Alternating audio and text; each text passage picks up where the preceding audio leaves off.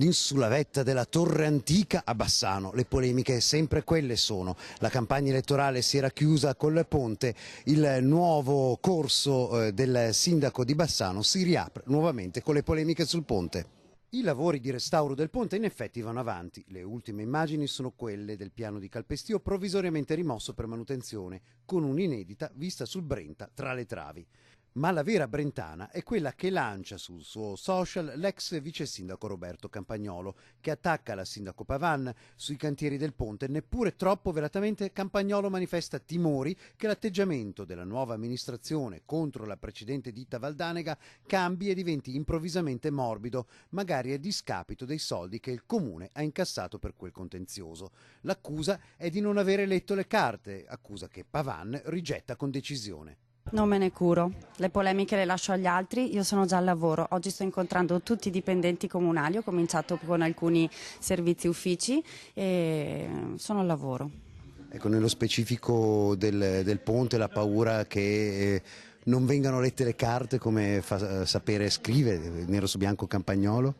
Sinceramente svolgo la professione di avvocato da diversi anni e fa parte del mio essere e del mio approccio alle cose proprio leggere le carte, pertanto si deve proprio rasserenare Campagnolo.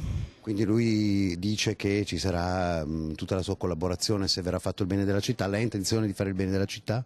Beh, assolutamente sì, e diversamente da chi mi ha preceduto in maniera trasversale, dialogando con tutti e non solamente con alcune persone. La scelta dell'assessore all'urbanistica e ai lavori pubblici sarà quindi il nodo più delicato per la Giunta. Ci sono vicende del cantiere del ponte, dell'area Santa Chiara, di zone dismesse da riqualificare e della famosa centralina che alcuni vorrebbero innestata nel borgo antico. Ma i cambiamenti si vedono anche da piccole cose. In questo chiostro il sindaco Pavan si è tolto qualche sassolino dalla scarpa perché era stato negato durante la campagna elettorale della precedente amministrazione e il caso ha voluto che per la sua prima uscita si passasse proprio da questo chiostro.